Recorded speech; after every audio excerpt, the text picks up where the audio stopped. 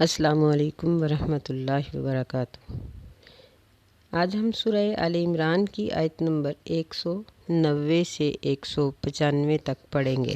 انشاءاللہ۔ اعوذ باللہ من الشیطان الرجیم، بسم اللہ الرحمن الرحیم۔ ان فی خلق السماوات والارض، بے شک آسمانوں اور زمین کے پیدا کرنے میں، واختلاف اللیل والنہار، اور دن رات کے مختلف ہونے میں یا دن رات کے بدلنے میں، لآیات لأولی الالباب، ضرور نشانیاں ہیں عقلوں والوں کے لیے۔ اس آیت میں اللہ تعالیٰ نے ارض و سماوات کی تخلیق کا ذکر کیا ہے اور اس کے ساتھ دن رات کے اختلاف اور دن رات کے بدلنے کا ذکر کیا ہے، کیونکہ اللہ تعالیٰ کی مخلوقات میں سے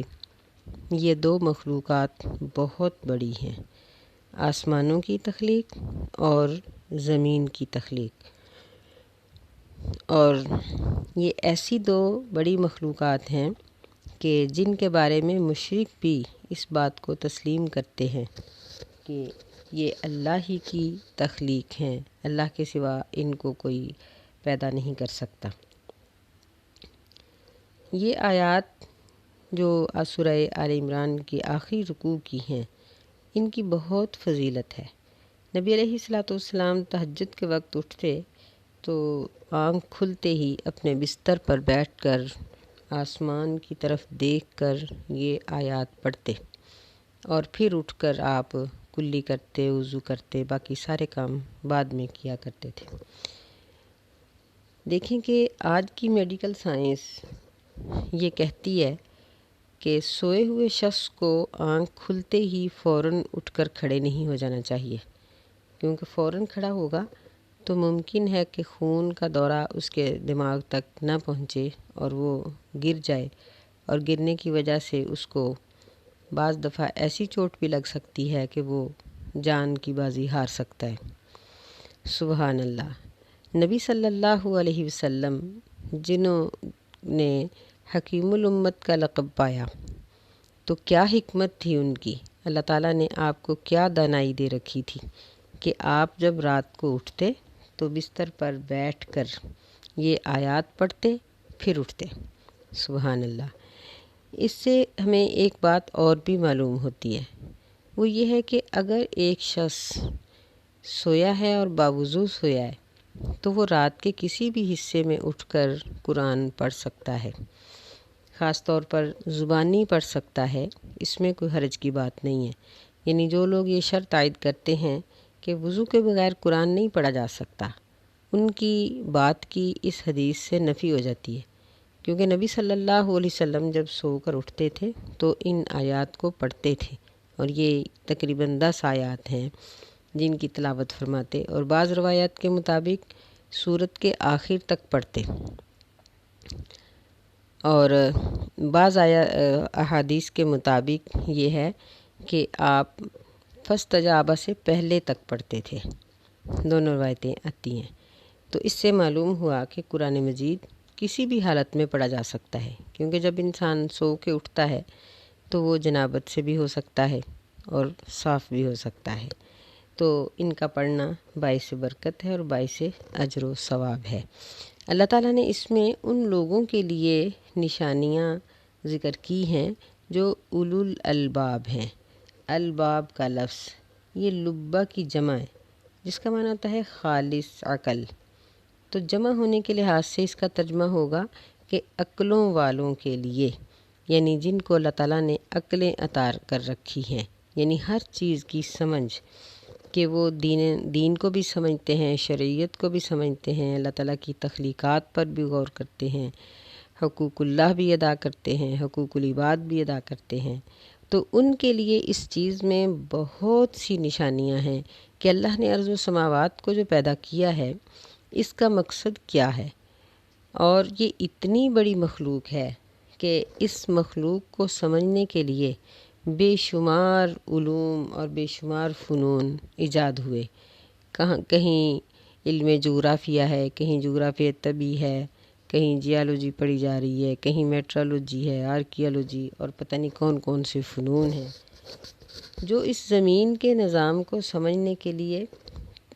ایجاد کیے گئے ہیں اور پڑھے جا رہے ہیں، لیکن ارض و سماوات کے نظام کو کلی طور پر ابھی تک نہیں سمجھا جا سکا۔ یہ اللہ تعالیٰ کی کبریائی کی ایک بہت بڑی دلیل ہے۔ تو جو عقل والے لوگ ہیں وہ ان چیزوں کو سمجھنے کے ساتھ یہ یقین رکھتے ہیں کہ یہ سب کچھ اللہ ہی کا بنایا ہوا ہے، اور پھر نتیجہ کیا نکالتے ہیں کہ وہ اللہ کے لیے مطیع اور فرما بردار ہو جاتے ہیں۔ ان کی اطاعت اور فرما برداری کس چیز سے ظاہر ہوتی ہے، اس کا ذکر اللہ تعالیٰ نے اگلی آیت میں کر دیا۔ فرمایا الذین یذکرون اللہ قیاما وقعودا وعلی جنوبہم، وہ لوگ جو اللہ کا ذکر کرتے رہتے ہیں کھڑے بھی اور بیٹھے بھی، وعلی جنوبہم اور اپنی کروٹوں پر بھی، وَيَتَفَكَّرُونَ فِي خَلْقِ السَّمَاوَاتِ وَالْأَرْضِ، اور وہ آسمان و زمین کی تخلیق پر یتفکرون غور کرتے ہیں، غور و فکر کرتے ہیں، اور پھر کیا کہہ اٹھتے ہیں؟ وہ کہہ اٹھتے ہیں ربنا ما خلقت ھذا باطلا، کہ اے ہمارے رب یہ سب کچھ تو نے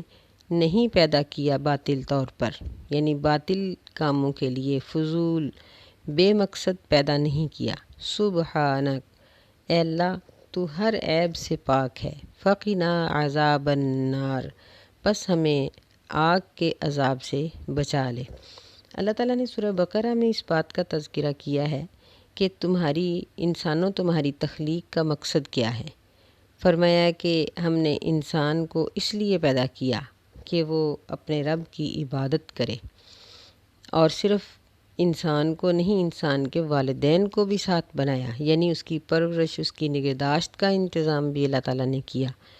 تو مقصد کیا تھا؟ اللہ کی عبادت۔ اللہ تعالیٰ قرآن مجید میں ایک اور جگہ پر بھی فرماتے ہیں کہ وَمَا أُرِيدُ مِنْهُم مِّن رِّزْقٍ وَمَا أُرِيدُ أَن يُطْعِمُونِ، کہ میں نے انسان کو اس مقصد کے لیے پیدا نہیں کیا کہ وہ رزق ہی کماتا جائے، میں نے ان سے رزق اکٹھا کرنے کا ارادہ نہیں کیا کہ یہ کما کما کے دکھائیں کہ میں نے کتنا کما لیا، اور نہ ہی میرا انسان کی تخلیق سے یہ ارادہ ہے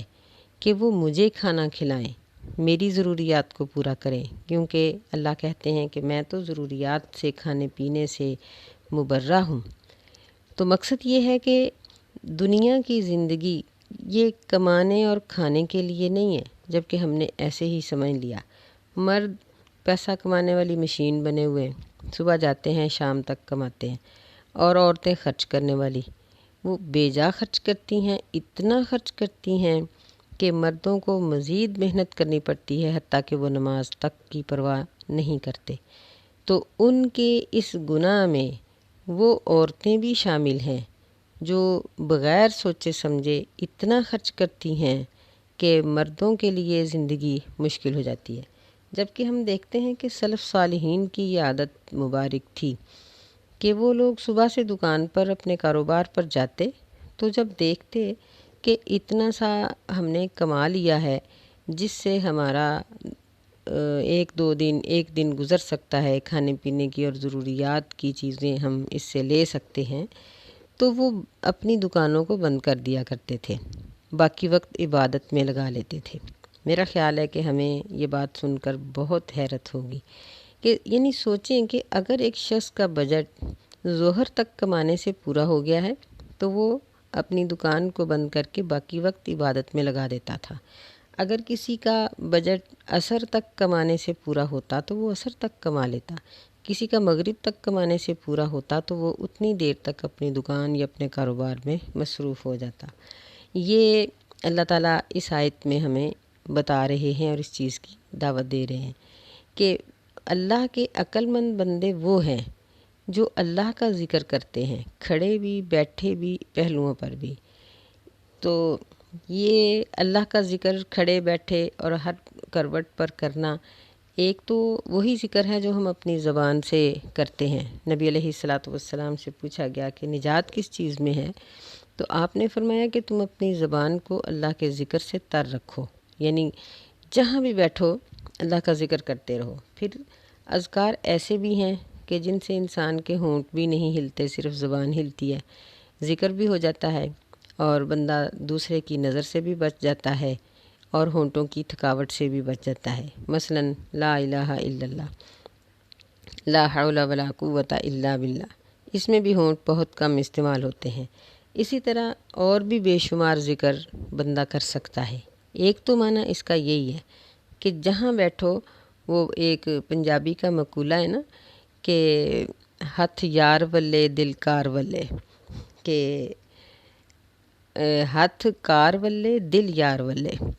کہ انسان کی زبان اللہ کا ذکر کرتی ہے اور ہاتھ کام کر رہے ہوتے ہیں، کیونکہ زبان سے تو ہم نے کام نہیں کرنا، کام تو ہاتھوں سے کرنا ہے۔ ہنڈیا پکائیں، برتن دھوئیں، صفائی کریں، کاروبار کریں، دکان کھولیں، دکان کو سجائیں، سب کام اپنے ہاتھوں سے کریں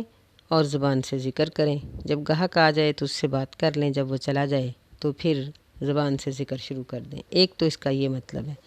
دوسرا مطلب یہ ہے کہ اگر ہم کھڑے ہو کر کوئی کرنے والا کام کر رہے ہیں تو اس وقت بھی ہمیں یہ یاد ہو کہ اللہ تعالیٰ نے ہمیں کن کاموں کے کرنے سے منع کیا ہے، وہ نہ کریں۔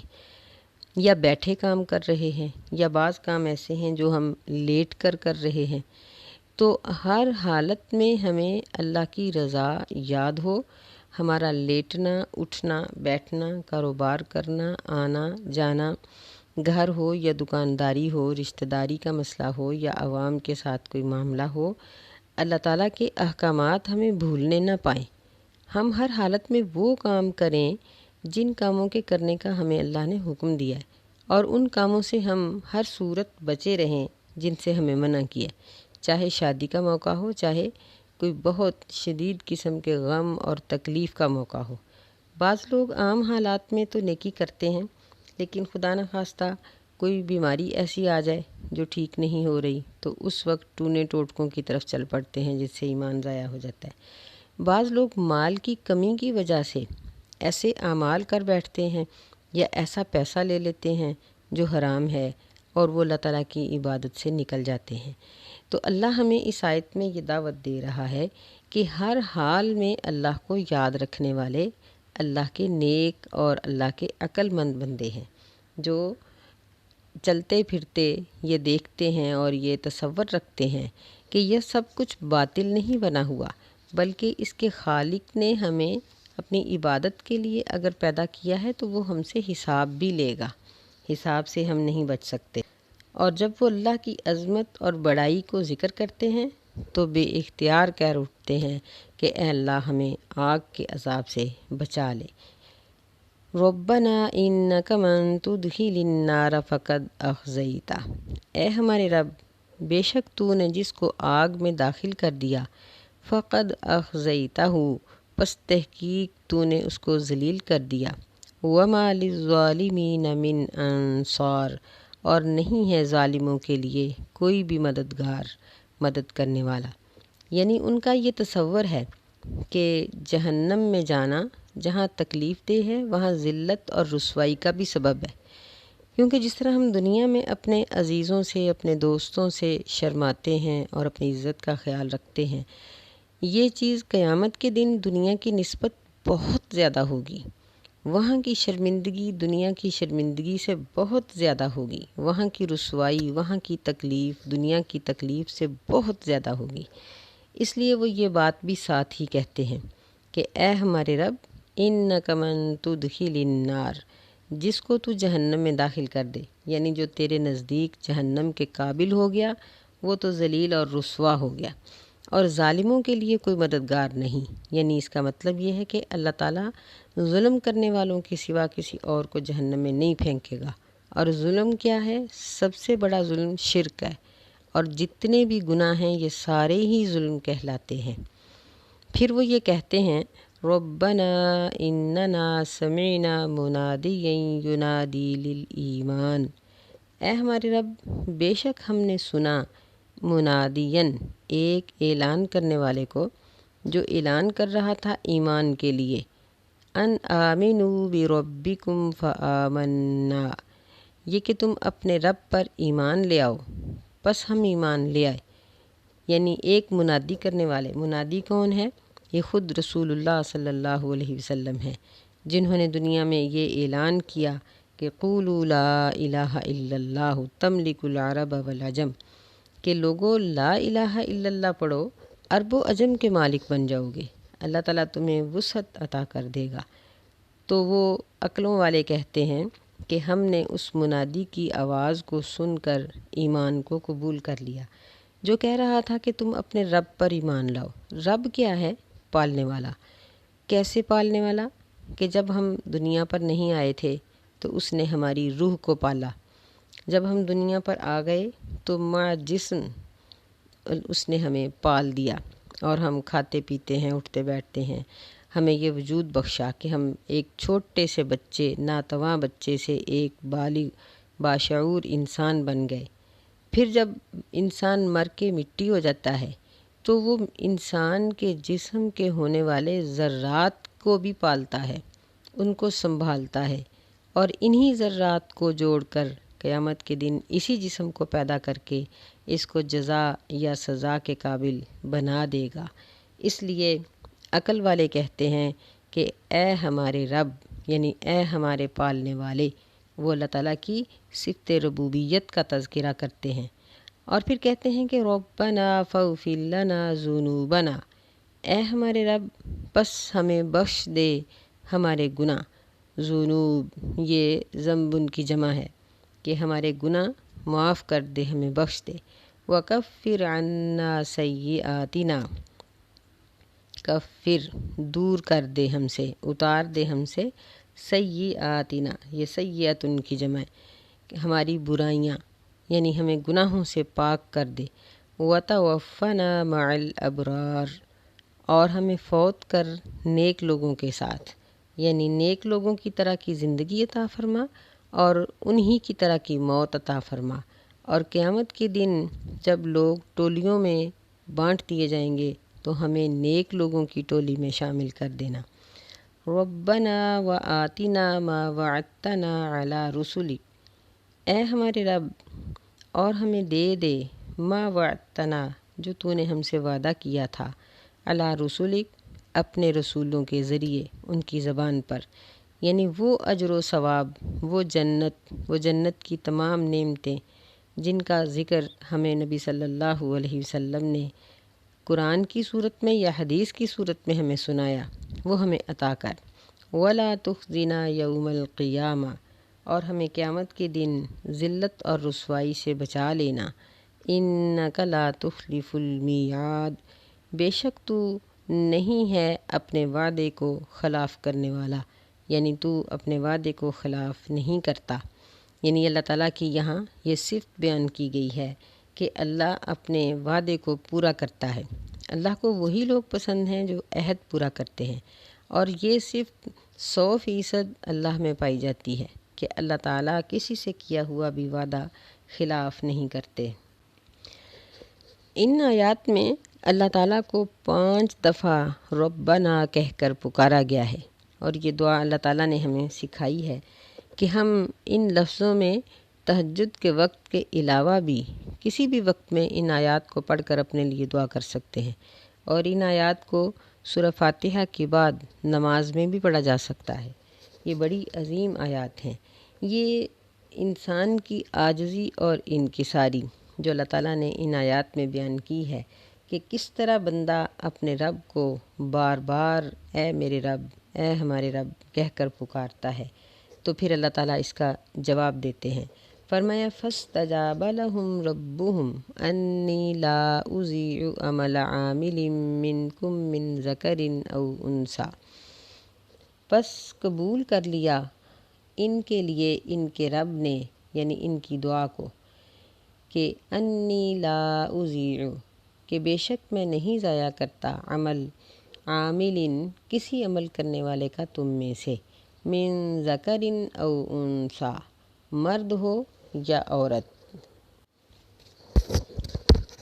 بعضکم من بعض بعض تمہارا بعض سے ہے۔ یعنی یہاں ایک بات اللہ تعالیٰ نے یہ ذکر کی کہ اللہ نے ان الفاظ سے دعا کرنے والے کی دعاؤں کو قبول کر لیا، یعنی ایسا شخص جس میں قرآن و حدیث میں مومن لوگوں کی جو صفات بیان کی گئی ہیں وہ موجود ہیں، یعنی وہ 5 وقت کا نمازی ہے، حلال کھاتا ہے، حقوق اللہ اور حقوق العباد ادا کرتا ہے اور ان لفظوں میں دعائیں کرتا ہے، تو اللہ نے ان کی دعاؤں کو قبول کر لیا۔ انی لا اضیع، اللہ یہ کہہ رہے ہیں کہ میں نہیں ضائع کرتا تم میں سے کسی عمل کرنے والے کا عمل، من ذکر او انثی، مرد ہو یا عورت، یعنی اسلام کا یہ بے مثال قانون ہے، بہترین اور خوبصورت قانون ہے کہ عمل کرنے والا مرد ہو یا عورت اس کا اجر برابر ہے، یعنی یوں کہہ لیں ہم کہ اس کی تنخواہ برابر ہے۔ جبکہ ہم دنیا میں دیکھتے ہیں کہ تقریباً ایسے ادارے ہیں جہاں مردوں کی تنخواہیں زیادہ ہیں، عورتوں کی کم، علوم ایسے ہیں، ایسے سلیبس ہیں جو مردوں کے لیے سخت ہیں، عورتوں کے لیے کم، یا بعض ایسی چیزیں ہیں جو عورتوں کو حاصل ہی نہیں ہوتی، صرف مردوں کو ملتی ہیں۔ لیکن عمل کرنے میں اللہ تعالیٰ کا یہ قانون نہیں ہے، عمل کرنے والا مرد ہو یا عورت دونوں کا اجر برابر ہے۔ ایک عورت مسجد میں جا کر نماز پڑھتی ہے تو اس کو بھی اسی طرح 27 گنا اجر ہی ملے گا جس طرح ایک مرد کو ملتا ہے، بشرطے کہ نیت دونوں کی صاف ستھری ہو۔ تو فرمایا کہ مرد ہو یا عورت، بعضکم من بعض، بعض تمہارا بعض سے ہے،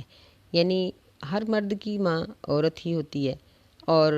عورت سے پیدا ہونے والا بچہ مرد ہوتا ہے، تو اس میں اللہ کے ہاں کوئی فرق نہیں۔ اللہ تعالیٰ نے مردوں کو ان کی ضروریات اور ان کے دائرۂ کار کا پابند بنایا اور عورتوں کے دائرۂ کار علیحدہ سے رکھے،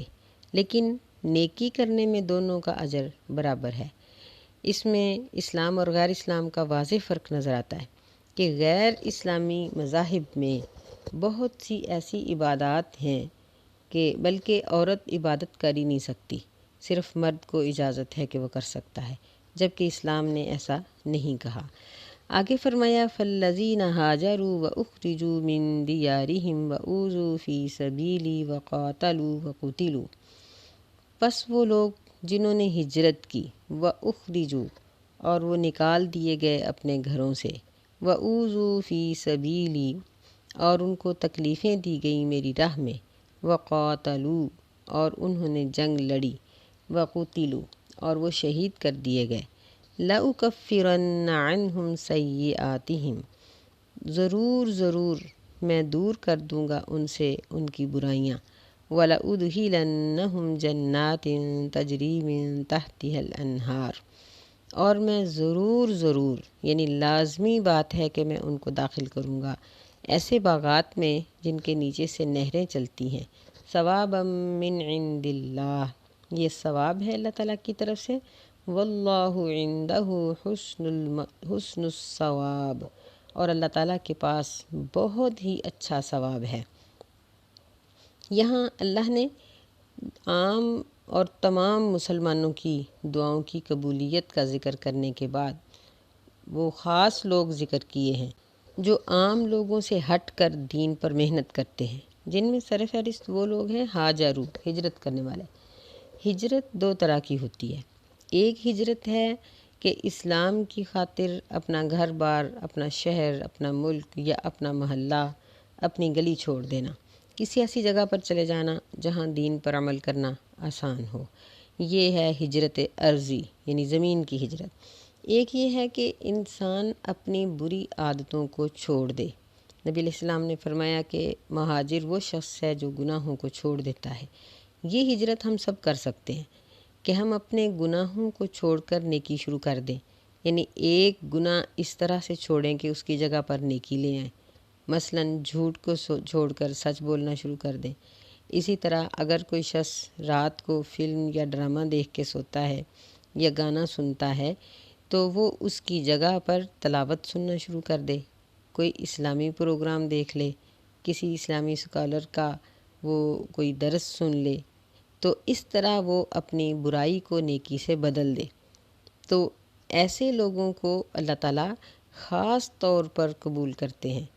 دوسرے نمبر پر ذکر کیا کہ وَأُخْرِجُوا مِن دِيَارِهِمْ، یعنی انہوں نے ہجرت کی اور اپنے گھروں سے نکال دیے گئے، وَأُوذُوا فِي سَبِيلِي، اور انہوں نے میری راہ میں تکلیفیں اٹھائیں۔ یعنی بعض اوقات انسان اپنے گھر میں ہی گناہ کو چھوڑ کر نیکی کرنا شروع کر دیتا ہے، بعض اوقات اسے جگہ بدلنی پڑتی ہے، اور پھر بعض اوقات جب وہ نیکی کرتا ہے تو اس کے قرب و جوار کے اور ارد گرد کے لوگ اس کو تکلیف پہنچاتے ہیں یا اس کو مشقت اٹھانی پڑتی ہے، کہ جس طرح ایک بے نماز سویا رہتا ہے اور اپنے کام اپنی مرضی سے کر لیتا ہے، لیکن نمازی بندے کو یہ فکر ہے کہ میں نے نماز بھی پڑھنی ہے، اور وہ اپنے کام کے درمیان سے نماز کا وقت بھی نکالتا ہے۔ پھر اسی طرح بعض اوقات دین پر عمل کرنے کی وجہ سے مار پیٹ کا موقع بھی آ جاتا ہے، کافروں کے ہاتھوں یا مسلمانوں کے ہاتھوں ہی۔ بہت سی عورتیں ایسی ہیں جو پردہ کرنے یا نیکی کا کام کرنے سے کی وجہ سے اپنے شوہروں سے اور اپنے خاندان کے لوگوں سے پٹ جاتی ہیں۔ بعض بچیاں ایسی ہوتی ہیں کہ جن کو دین پر عمل کرنے کے لیے اپنے ماں باپ سے برا بھلا سننا پڑتا ہے۔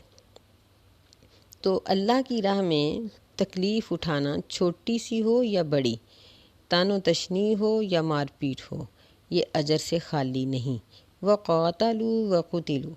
اور انہوں نے جنگ لڑی اور وہ شہید کر دیے گئے۔ یہ خاص طور پر کافروں کے ساتھ متعلق ہے کہ کافروں نے ان کو اتنی تکلیفیں دیں کہ ان سے جنگ لڑنا پڑی اور پھر وہ شہید بھی کر دیے گئے۔ تو میں ایسے لوگوں کی برائیاں اور ان کے گناہ دور کر دوں گا۔ یہاں اللہ تعالیٰ نے تاکید کا لفظ بولا ہے، لَأُكَفِّرَنَّ، یہ لام بھی تاکید کا ہے اور نون بھی، یعنی ہر صورت لازمی طور پر میں ان کی برائیوں کو دور کر دوں گا۔ وَلَأُدْخِلَنَّهُمْ، یہاں پھر تاکید کے دو لفظ ہیں، لام تاکید بھی ہے اور یہ مشدد نون، یہ بھی تاکید کا معنی دیتا ہے کہ ضرور ضرور میں ان کو داخل کر دوں گا جنت میں، یعنی ضرور لازمی طور پر ہر صورت میں ان کو جنت میں داخل کروں گا، کیونکہ اللہ تعالیٰ کو کوئی مجبوری نہیں، اللہ تعالیٰ صاحب اختیار ہے۔ فرمایا کہ ایسی جنت جس کے درختوں کے نیچے سے نہریں بہہ رہی ہوں گی، اور یہ اللہ کی طرف سے ثواب ہے اور اللہ کے پاس بہت اچھا ثواب ہے، یعنی وہ اچھے طریقے سے بدلہ دے سکتا ہے۔ کیوں؟ اس لیے کہ اللہ تعالیٰ کو کوئی مجبوری نہیں۔ ہم لوگ بعض اوقات کسی مزدور یا کسی کام کرنے والے کو بہت کچھ دینا چاہتے ہیں، یعنی کوئی شخص ہمارا کام کرتا ہے، کام والی ہے، اس نے صفائی کی یا اور کوئی کام کیا، تو ہم لوگ دل سے اتنے خوش ہوتے ہیں کہ دل چاہتا ہے کہ میں اس کو سارا ہی کچھ دے دوں، لیکن دے نہیں سکتے کیونکہ ہماری مجبوری ہے، انسانیت کا تقاضا ہے۔ ہم اسے کہتے ہیں کہ یہ لے لو، لیکن میں بڑا خوش ہوں، تو پھر تمہیں اللہ ہی دے گا اس کا اچھا بدلہ۔ تو اللہ تعالیٰ بھی یہاں یہی بات کہہ رہے ہیں کہ میں بہت اچھا ثواب دیتا ہوں، میں ثواب دینے کے لحاظ سے سب سے بہتر ہوں۔ تو انسان کو چاہیے کہ وہ اس اچھے ثواب کی امید میں اپنی خواہشات کو چھوڑے اور اللہ تعالیٰ کے احکامات پر عمل کرے۔ اللہ ہمیں سمجھنے کی توفیق عطا فرمائے، آمین یا رب العالمین۔ السلام علیکم ورحمۃ اللہ وبرکاتہ۔